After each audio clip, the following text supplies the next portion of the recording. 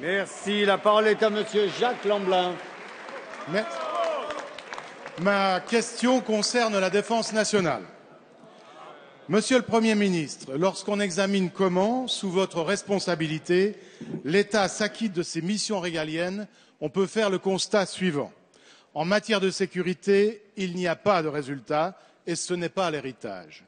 En matière de justice, les Français, et en particulier les policiers qui manifestent en ce moment, n'ont plus confiance et ce n'est pas l'héritage. En matière d'éducation, d'école, les Français sont dans la rue. La désorganisation est totale et ce n'est pas l'héritage. Venons-en à la défense nationale.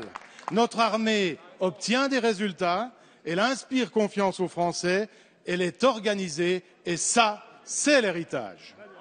Et pourtant, comme tous les Français, avant même de penser à 2014, l'armée s'inquiète de savoir comment elle va terminer 2013. En ce moment, 1,7 milliard de crédits de fonctionnement indispensables pour terminer l'année sont gelés. S'y ajoutent 600 millions correspondant au surcoût des opérations extérieures au Mali en particulier.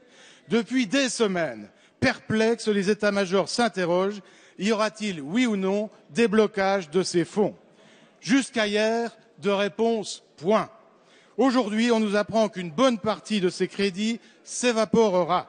Le coup est rude pour les militaires. Comment voulez-vous qu'ils gardent la foi si, le jour même où s'engage ici le débat sur la loi de programmation militaire, cédant à Bercy, vous considérez comme chiffon de papier votre engagement de sanctuariser la défense? Quel va être l'arbitrage du président de la République? Va-t-il se renier une nouvelle fois? La parole est à Monsieur Kader Arif, ministre délégué chargé des anciens combattants. S'il vous plaît, on écoute la réponse.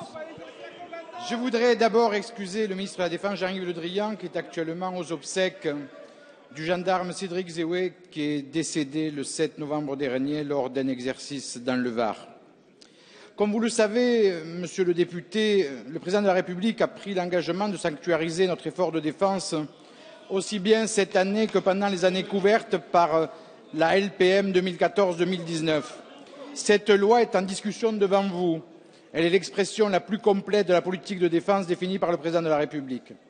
Tous les programmes prévus dans cette loi de programmation seront lancés comme indiqué dans le projet qui vous est soumis. S'agissant de la fin de gestion 2013, un accord équilibré a été trouvé entre le ministère du Budget et le ministère de la Défense. Il prévoit une dotation au titre des opérations extérieures pour compenser le coût de l'opération Serval qui a fait l'unanimité. La prise en charge par le budget de la défense de l'accroissement de dépenses salariales résultant principalement des dysfonctionnements du système louvois. Une contribution du ministère de la Défense à la réduction des dépenses publiques rendue indispensable pour garantir l'équilibre des comptes de l'État, comme cela a été exposé ce matin en Conseil des ministres. En effet, pour nous, souveraineté financière et autonomie stratégique vont de pair. S'agissant de la LPM, le ministre du Budget et le ministre de la Défense sont tombés d'accord pour que soient garantis les investissements prévus pour les programmes d'armement qui doivent être lancés en début de programmation. Le ministre de la Défense aura l'occasion, cet après-midi même, de développer ce point devant la Commission de la Défense.